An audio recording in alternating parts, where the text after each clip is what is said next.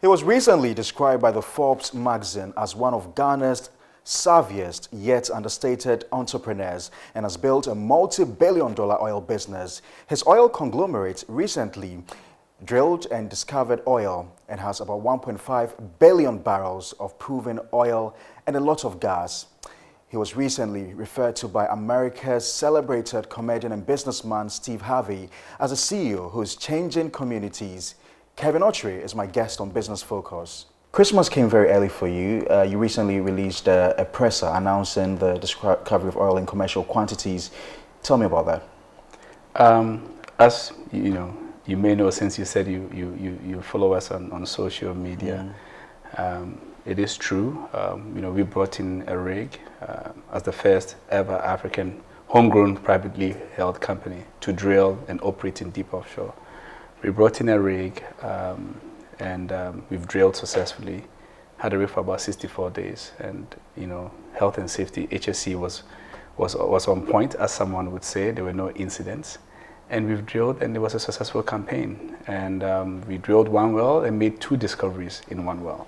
So we are very excited about the opportunity that we have, and we think what keeps us going, what makes us more excited, is the fact that once this gets into production, it will enable us to touch more lives, as we already do. 1.5 billion barrels of oil and a lot of gas, as well as an untapped potential of nearly 3 billion barrels. That's good news. That is very good news.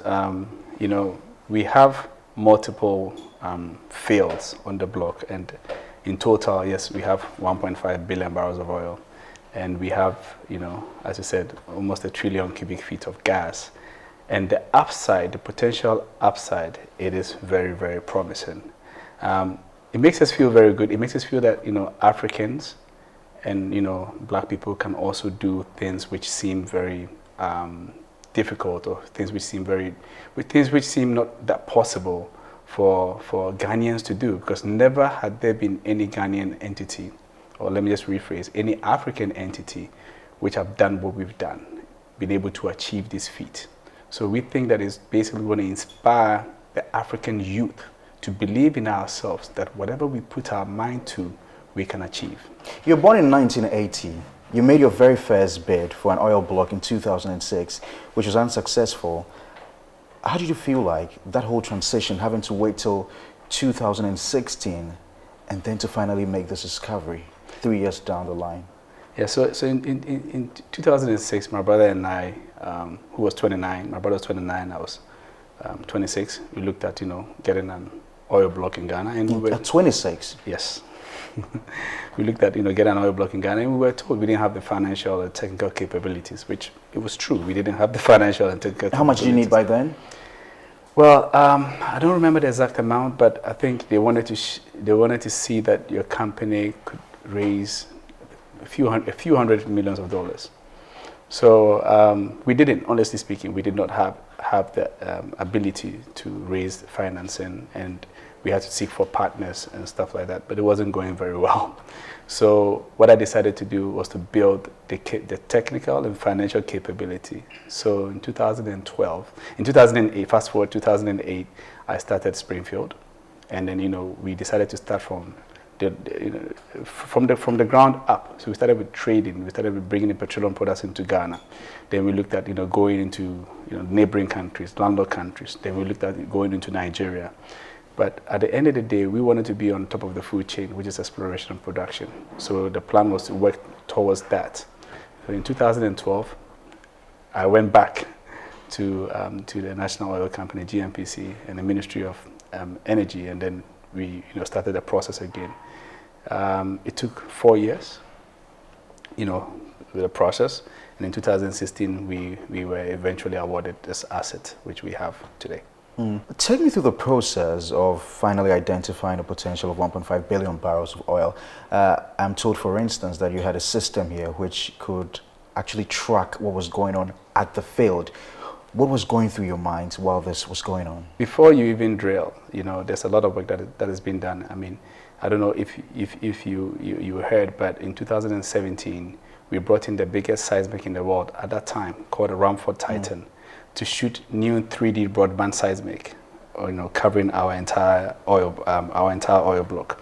So this seismic is like an MRI, which our scientists work with to figure out, okay, where do we think these hydrocarbons may be trapped. After we did that work, we then started looking for rigs and stuff. So fast forward 2019, but technology has have basically advanced so much that we could see everything from our office. I mean, the rig, I mean the tools going down, every layer, whatever challenges, whatever we encountered, it was basically live. You could see it on your phone, you could be watching it on your laptop or your iPad or whatever it is. I think that where technology has brought us, it makes stuff that took way longer back in the day. It enables you to be able to do that in the snap of a finger. Yes.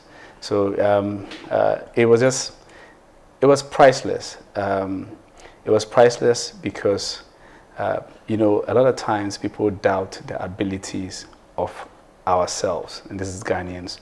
So to finally be here and watch to see that what we thought was the case came to pass when we noticed that, yes, we found oil. Essentially what you're saying is that yourself and your team were very confident that you would find oil. Yes, there was no doubt. Now, there were a few international oil companies that told us that there was no oil. That told us, there's either water or there was something. But we believed in it because we did the work. We did the work and we believed in it. And, with us, we pray a lot as well. So we believe in prayers. We believe in prayers. I mean, I always say, prayer and persistence. And I feel like once you do your human possible best, you leave the rest to the Lord. And, everything, with our prayers and everything, we were very confident. There was nothing that no one could tell us that was going to stop us. And when you say prayers, are these routine prayers that you do individually at home, or this was a corporate decision? So, it's a corporate decision, which actually came from the team members. So it didn't even originate from me. I'm a very prayerful person. I pray, I fast, I do whatever I have to do. I have a very good relationship with God. But the team members, decided and brought up a plan whereby we pray weekly. We have morning devotions and stuff. Whether I'm in the office or I'm not in the office, prayer sessions are going on. Because we believe that, that's what we believe in. That's our faith. And this was all in the build-up to the discovery, the eventual discovery of the oil. Yes, but we've been doing that for quite some time. So it's something that is basically with us. And that's how the people here feel. So, we have people from all different religions, Christianity, and we have Muslims as well, and we all coexist. We all pray together. So you said that based on the seismic data that was before you, you were very confident together with your team that you were going to discover oil. In the most unlikely event that you didn't discover oil, see, I think that even if we did not discover oil, we still would have been successful, and successful in the sense that we would have been the first African company to be able to do this. You wouldn't have considered it a monumental failure. No. Because failure is only a process. You have to go through a few, failures sometimes to get to, to become successful. But the simple fact that we were able to, to drill one well, we had to do 66 different contracts just to drill one well. And think about it, we drilled 4.5, no, How 4. much did that cost you? we are still evaluating the cost. So I can, I don't want to speculate, but it's very expensive, very, very expensive. But think about it, we drilled 4.1 kilometers. That's how long we drilled. On a rig which is the size of a few football pitches. It's quite intense and it's pretty serious. But what people would have seen as failure had we not found hydrocarbons, to us we would have seen as success, because you know what? It means we've done it, we can do it, and we can do it better. So we don't see failures. We see challenges which are meant to make us very innovative and creative in finding better solutions. What kind of team do you run here? Well, I always say we have a United Nations team. There are a lot of Africans. There are a lot of people from Europe. There are a lot of people from Asia. A lot of people from And you've got the wherewithal to assemble these people from all across the globe. Yes, we've been blessed. We've been blessed to have an amazing team. I think, the team that we have can meet any international oil and gas company any day, and they would give us the respect that is due the team. Most of these people have worked in the BPs, the Shells, the Totals, the Talos, and all these companies. So they really know what they're doing. Who's Kevin Okyere? I think Kevin Okyere is just an everyday simple guy from Kwesi, in the Ashanti region, who believes that everything is possible once you put your mind to it, and who believes that prayer and persistence can do almost everything. Is it just a normal cliche that everything is possible? You actually believe that everything in this world is possible? I mean, if you think about it, it took us 4 years to get an oil block. We kept at it for 4 years. The average person would just back out and find something else to do. Because, we had trading business, so it wasn't like, we had other businesses that we had going. But we still kept at it. We got the oil block. We had companies which are well experienced in terms of, they've been in existence for much longer, who told us there's nothing. Don't waste your money. Don't waste your resources. We still believed in it. So with us, no one can tell us anything different. We have such a strong team. I call it the Springfield family, that we are honest with each other. We advise each other the right way. So to us, honestly speaking, we don't see that's impossible. Where did the name Springfield originate from? So I went to school in George Mason University in Virginia, and Springfield is an area, but the reason why I chose Springfield, I felt like, when things are gushing out, when opportunities gushing out, when blessings are gushing out, when, oil and gas, things are, even on the farm, when plants are gushing out. So, that's why I came to Springfield. So the field, things are just springing out of it. So your father was an industrialist, a cocoa merchant, into big construction business in Kwesi. You seem to have had a very good start in life. I mean, I must be honest. I always say I'm a chip of the, chip of the old block. That's how they say it, right? Okay, good. So yes, my father was actually a very renowned building and road contractor. You're right. He was an industrialist. He has some factories all over Tema and Accra, and yeah, he had some cocoa business and a little bit of timber business. Yes, I mean, I saw my father run businesses, but looking back right now, I think I always had entrepreneurial spirit in me. I didn't know at that point I had it, because when I was a kid, there are certain things that I did that I'm looking at it right now. It's like, oh, that was entrepreneurial, but to me, it just these are things that just came normal. It's like me, getting all the kids in the neighborhood, and we would go to the stadium when Asante Kotoko is playing a football match, and we go and sell water to people because we get to watch the game. Plus, we sell water and we make money. Look, at that point, I didn't know anything about entrepreneurship. I didn't think it was anything entrepreneurial because no one told me to do this. It just came natural. I saw an opportunity. And why not? Me traveling on summer holidays, and I'll be working through my summer holidays, But now I'm looking at all these things. Oh, that was entrepreneurial. But at that point, I didn't know. So I think that yes, my father, gave me a very good foundation. However, I worked hard and put myself through university. So I'm not, I didn't take the opportunities that came to me for granted. I'd always wanted to have my own. I need to give credit to my mother, because my mother always used to tell me something which motivated me. She used to tell me that, and it isn't she, a woman, any warrior, which means, us and mine are two different things. So Kevin, focus on what you can do for yourself.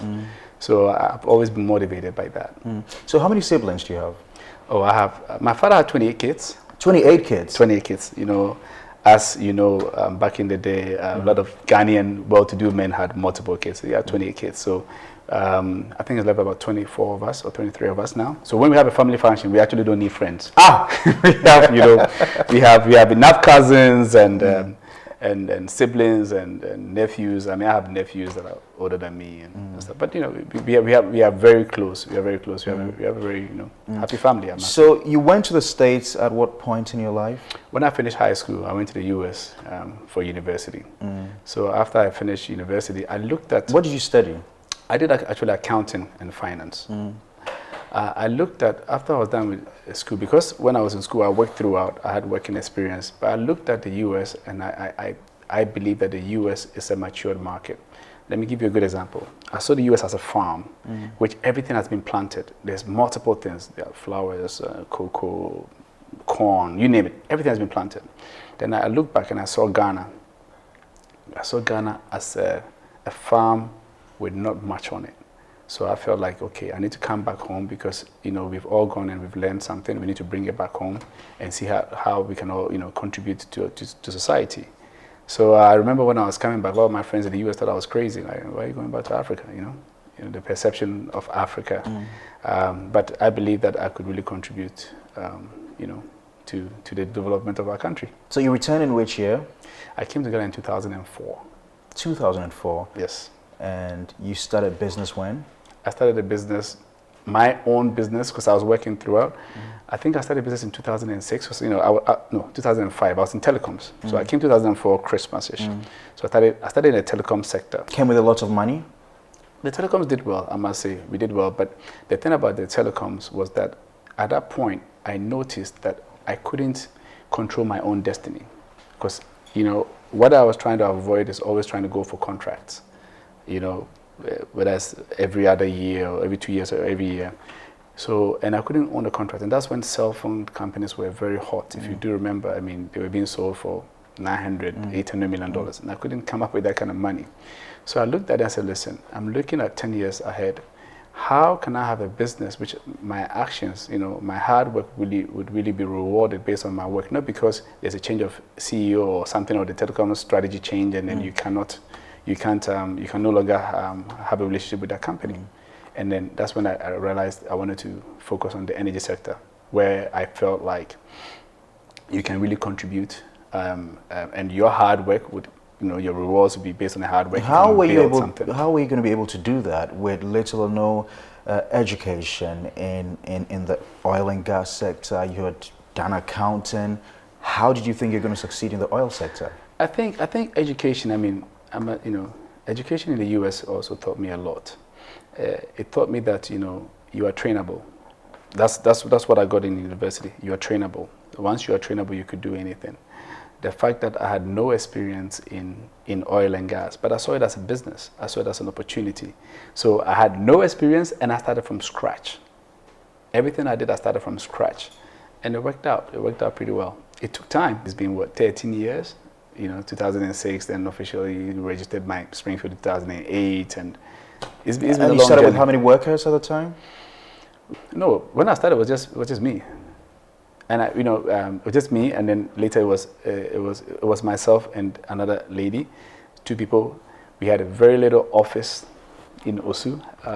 I drive by there, and then we are where we are today, whereby I don't even know how many employees we have at the moment, off the top of my head. You don't know how many employees you have? No, we have. Because this business is a little bit different. So, on the trading side, we had retail outlets, we had tanker drivers and tankers and stuff. So that's different.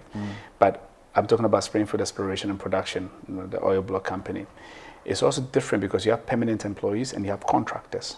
So that's why I don't know how many we have. The contractors, some come maybe 6 months and they go and stuff. So I don't know, who is rotating, who is here, who is not. But I also know that you have a portfolio of other businesses, quite apart from the exploration and production field. What else do you do? Most of our business is primarily in the energy sector.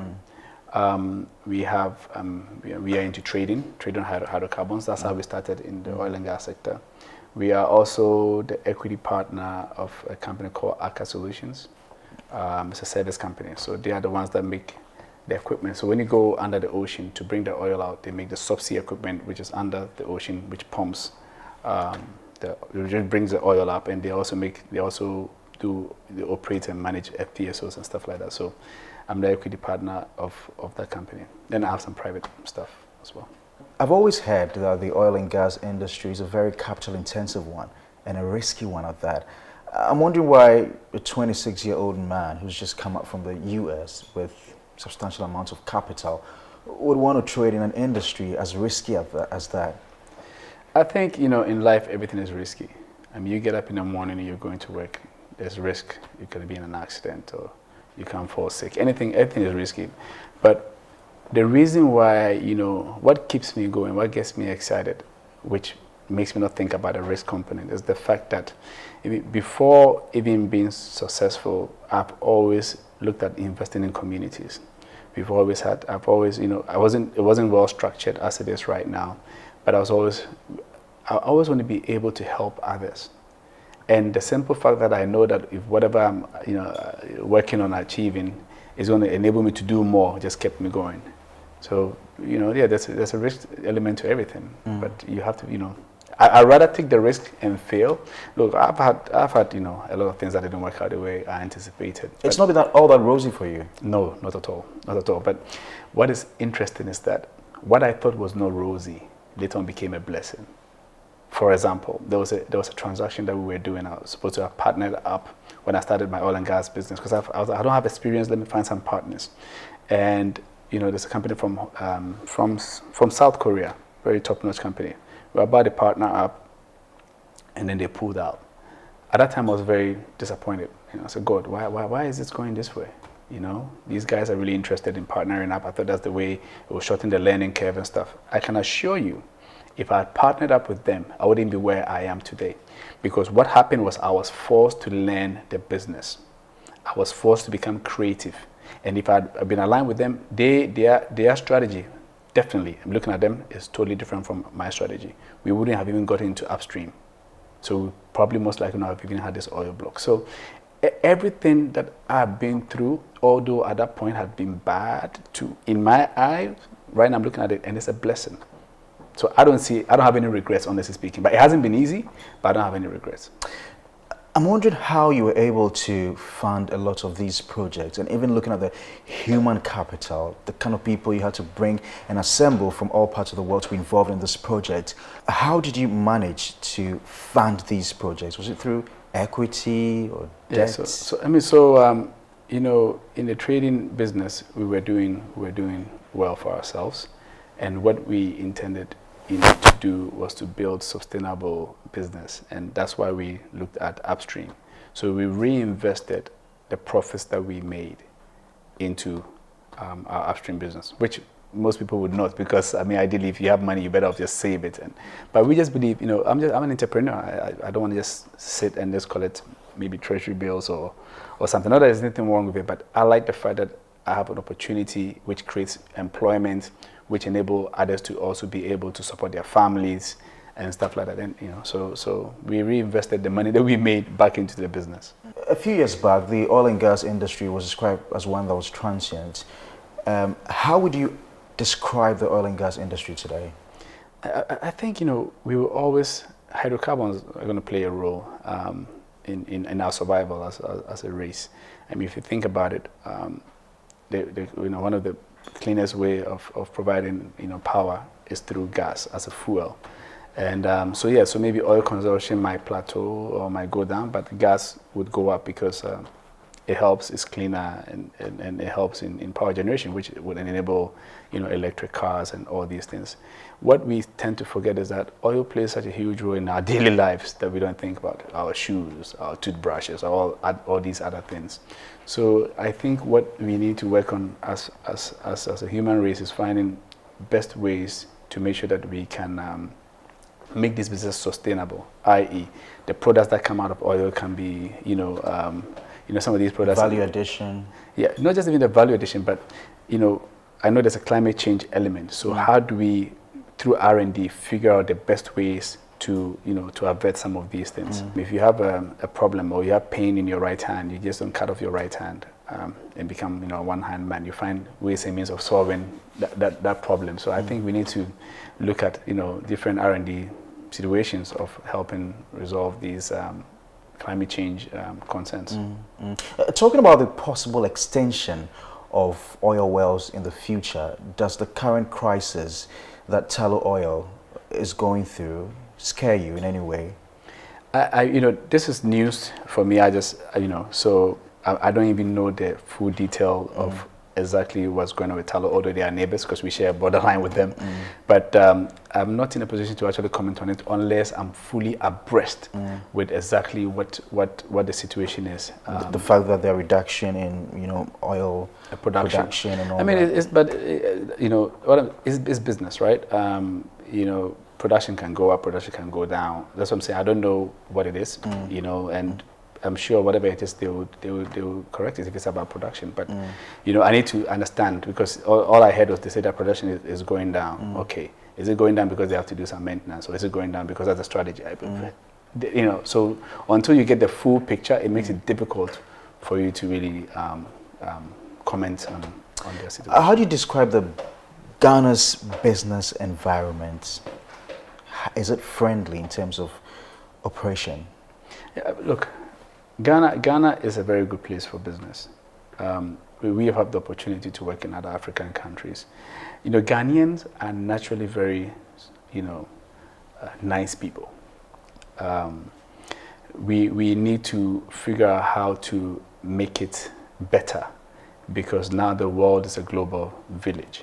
But I think, you know, the various governments that we've gotten, you know, in Ghana are always interested in bringing, you know, investments, and also interested in propelling Ghanaians to move up in the business world. So I must say that there's nowhere else I'd rather be than Ghana. And how have you managed to sustain your business? Because if I look back at your business and your rise, you appear to have made a first bid in 2006 and gone back in 2012. You got your license in 2016 and you just discovered oil. It appears you've passed through different political regimes. How have you managed it? So I mean, we are Ghanaians first. I mean, I think what we all have to understand is the different political parties are all Ghanaians. We don't get involved in the politics of things. If we have, you know, we focus on what we are trying to do. You know, there's politics and there's business, private sector. We don't necessarily do business.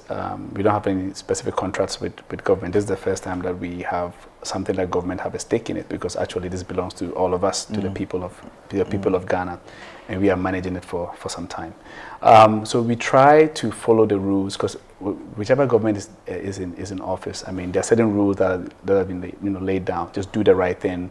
Don't do anything stupid or silly or try to cheat or whatever it is, and then you won't have any problem with any government. So you are not in bed with politicians? No, not at all. Is it something you might do in future? Sponsor political parties? Our business, unfortunately, although is a Ghanaian business, because we have international, so we work in multiple countries. And these days there's something called Foreign Corruption Practices Act, which means you can do something in Ghana and get arrested in Europe or get arrested somewhere else. So unfortunately, there's so many rules that does not allow, even if you want to. And what is funny is you can do something in Ghana, it would affect your businesses elsewhere. So the banks will not want to work with you. The other, you know, multinationals will not work with you. We work with a lot of incredible companies, you know, GE, BP, you know, Total, all these other companies. So if you can't, I mean, you know, even if you want to, you just simply can't. I see you do a lot of community engagement. You've supported a number of people within the communities, changing the lives of people. One of the major crises confronting our country today is unemployment. It seems to be on the rise, and lots of governments have tried to, you know, tackle this challenge head on. For you, what is a challenge, and how can the issue of unemployment So I mean, because I'm naturally an entrepreneur, I mean, I'm focusing on, we are working on projects. We are working on projects to help, you know, reduce this unemployment situation, as you mentioned it. We currently have a project that we are working with Microsoft and a few other blue chip entities to help kids off the streets through coding and various scenarios. As far as I'm concerned, I think that if we are able to help bring more entrepreneurs, you know, whether it's through, it could be any job, it could be carpentry, it could be masonry, it could be sewing, it could be whatever it is. That has so much ripple effect, because if it's successful, they also end up hiring people and stuff, you know. So that's what we are trying to, you know, we are trying to do as a community investment project, to see how we can touch a lot of lives through this. So we are working to find, you know, our team is on it to find solutions. Hopefully next year, God willing, we will hit, you know, we will hit the ground with the solution. But we just don't do that. I mean, employment is key. However, education plays a huge role. We have, you know, certain areas that we focus on. We focus on education because if you're educated, you are employable worldwide, right? And we focus on healthcare. And then, we do this entrepreneurship thing that we're talking about. But in all this, we reserve 50% for women because we believe in women empowerment. As I think Kwame Nkrumah said, if you educate a woman, you educate a nation. So it's very important. And that's what has led us to, we have various scholarship programs. So we have over 500 kids. We have scholarship programs from kindergarten all the way to doctorate. But alongside the general one that we do, we have a 500 school kids scholarship, which we help these kids. We feed them every day. We give them everything they need: school bag, books, pencils, everything, math set, whatever they need. We give them their shoes and uniforms, just to make them be able to go to school. But this was aimed at the kids who have been selected for this are kids who had left school because of one reason or the other. People that we've met on the street, like coconut sellers, kids who are selling coconuts on the street and stuff like that we've managed to gotten them back to school. But in addition to that, through the scholarship project, we found out that what most of these kids needed were shoes. These are things that you and I take for granted, I think, because most of these kids in our rural areas walk to school. So that's what led us to actually take our time, design and build a shoe that's durable. So we just rolled out our shoe program. We are taking care of over 10,000 Ghanaian underprivileged kids to provide them shoes to get them school ready, because you need to get them, school ready. We call it STEPS. They're stepping into the future. STEP stands for Springfield Talented Education Phenomenal Scholars. And, we want to motivate these kids, right? So we said, okay, education is very important. After education, if you don't have health, your education doesn't mean nothing. So then we have our healthcare projects, which we've helped people who are underprivileged and have medical situation, hole in the heart, brain tumors, all sorts of things. We've done a lot of hole in the heart surgeries. Some of the situations, people have been cancerous, we've flown them out whereby we thought that their chance of survival is better going out. And we do the best that we can to help through healthcare. Then we are working on this main one, as I said, entrepreneurship. So as far as I'm concerned, and the team agrees with me, we think that it's very important we try and create as much entrepreneurs as we can. You could be an entrepreneur doing anything that you want to do, and through that we hope that they'll also create employment, because once business is good, they'll find other people to help, they'll hire other people. So I think that's what we can contribute to this unemployment situation that we have at the current moment.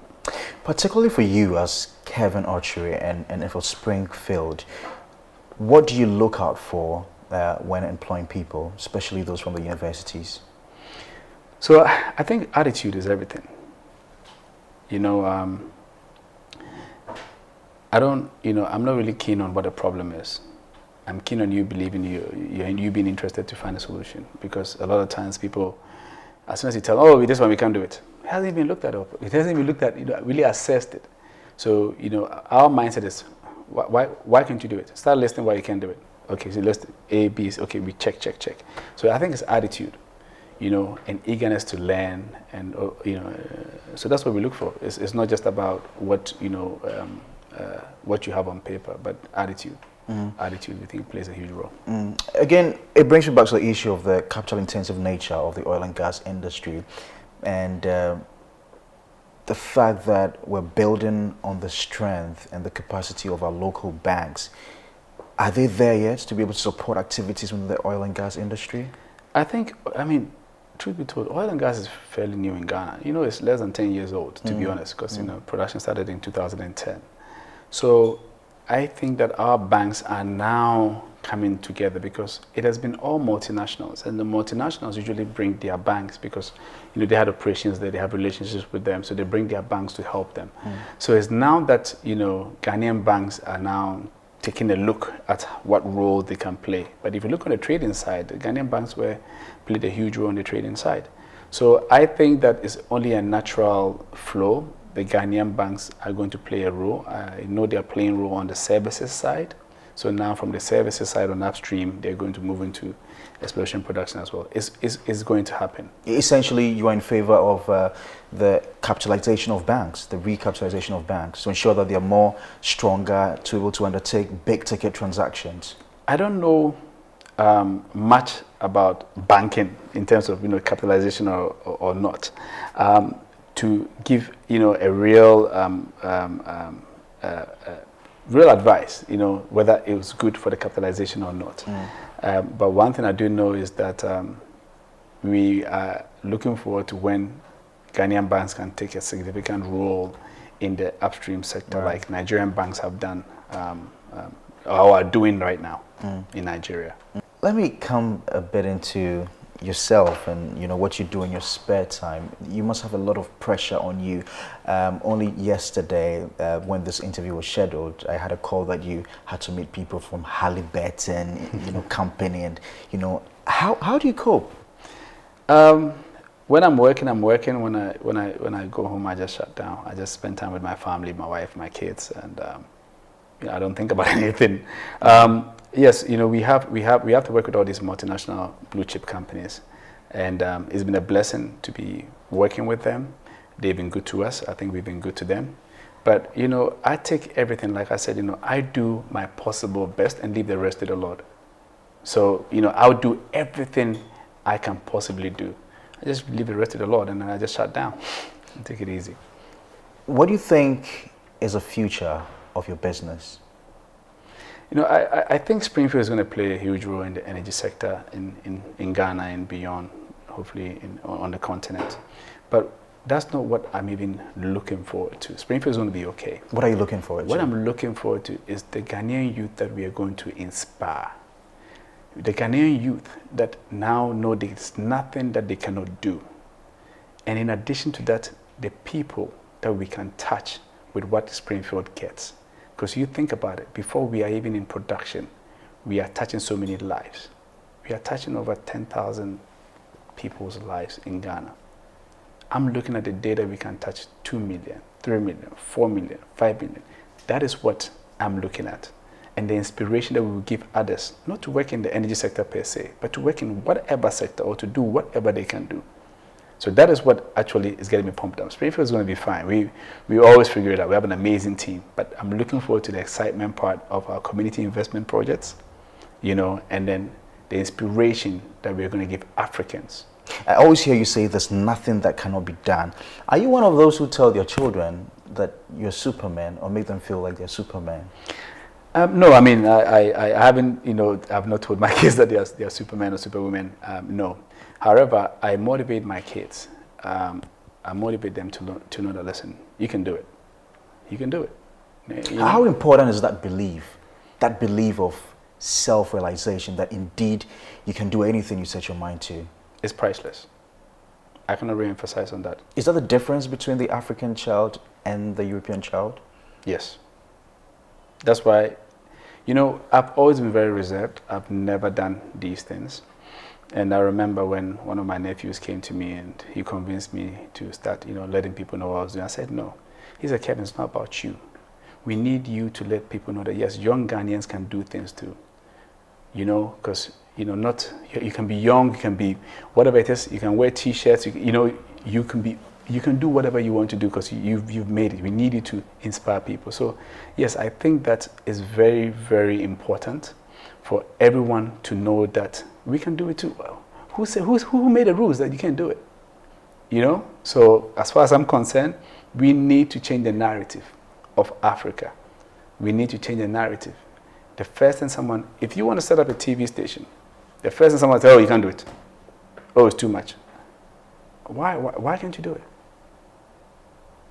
So we need to change the narrative and inspire Ghanaians and Africans. As we wrap up this conversation, again, I've heard a lot of people say, growing up in this country, that we are our own enemies. We don't inspire our own. That the Ghanaian, is quick to, pull down the brother or the sister. How important has friendship or have friends been to you in your rise to success? I think I've been very blessed because I still have my friends from primary school who I actually work with some. And I have friends who tell me the truth as it is. They tell you as it is, you know. And yes, I understand the crab mentality. I think it's an African or a black thing. And what I think we need to do, so what we are focusing on, you know, when you're running a race and you're looking at your opponent, most likely you're losing. When what we are doing is we are focused on our race. So we are now focused to inspire people. That inspiration will help change that mindset of pull him down. Because I'm an average guy. It's nothing special about me. A lot of Ghanaians pray harder than me. A lot of Ghanaians work harder than me. Just that some Ghanaians don't believe in their own abilities. Now there's something I'm going to tell you. A lot of times, the people that will tell you you can't do it or kill your dream are not enemies, are not people that are from far away. It starts with family. It could be your mother, it could be your father, it could be your sister. They are not saying this because they don't wish you well. They are saying this because their vision and your vision is different. You know, you think you can run 100 miles. They think they can run 10 miles. So how can you run 100 miles? So by that thinking, they're trying to advise you not to hurt yourself trying to run 100 miles. Your vision and their vision are totally different. So we need to change that narrative. And the only way you can change that narrative is, I'm sure there are a lot of people who are doing amazing things in Ghana. But guess what? They are even afraid to come out and let people know this is what they're doing. So yes, you know, we are here to set an example that Ghanaians are doing amazing things worldwide and in Ghana, and we need to inspire ourselves. The time that we're going to spend trying to bring people down is better spent trying to make us better or push people up who would eventually propel us to get to where we want to get to. I've also heard people say that you can never succeed or build a multi-billion-dollar business without the support of a politician or government. Is that not true? See, no, that's not true. And that's what I'm saying. These are all artificial hurdles that we create for ourselves.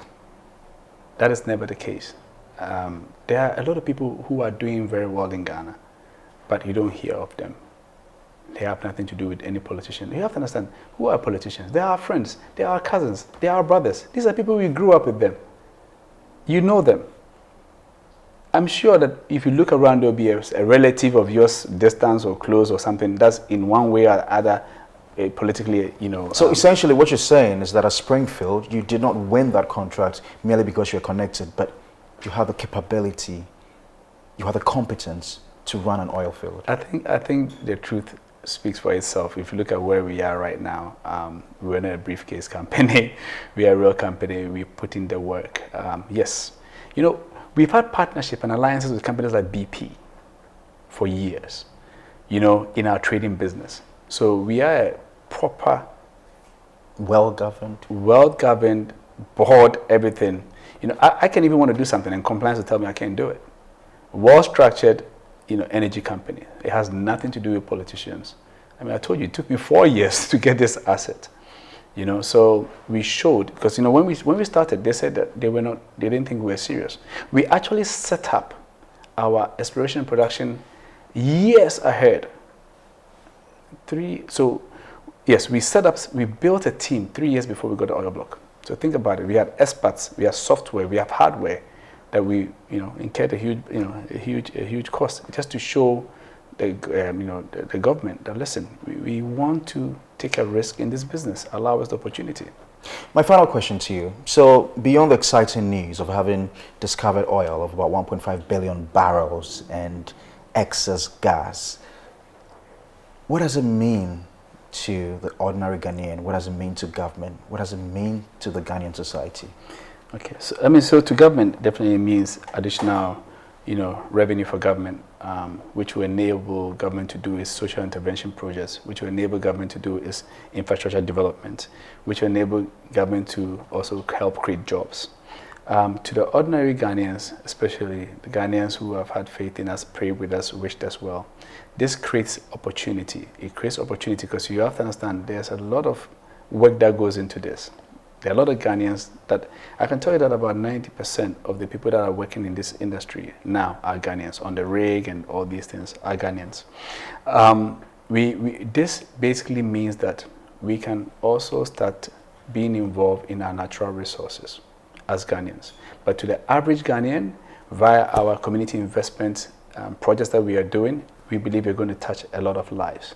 And for Springfield, we believe this sets the path for other companies to come and do better than us. And the inspiration element alone for Ghanaians, I think, is priceless. So if I asked you, Mr. Kevin Okyere, what's your biggest achievement in life? My biggest achievement in life? I've never thought about it, but should I say my family? I would say my family, because I go home every day and, I see them and no matter how the day was, good or bad, they are able to help me forget about everything. Do they ever have enough of you? Is there anything that's even enough of spending time with family? No. I don't think my daughter will say that, because whenever I have to go to work, even this morning, she's like, "Why are you going to work?" Because school is off. I said, "I have to go to work." So no, but I spend quality time. I spend quality time with my family. Mr. Kevin Okyere, thank you very much for allowing us into your offices, because it's really a delight inviting us into your offices. Thank you, Kwesi. Thank you for coming. Thank you. So that's been Mr. Kevin Okyere. He's the Chief Executive Officer of Springfield, the multi-billion-dollar company that's just discovered oil in commercial quantities of about 1.5 billion barrels and a lot of gas. He was our guest on Business Focus. Thanks very much for watching. God willing, we'll see you same time next week. Bye-bye.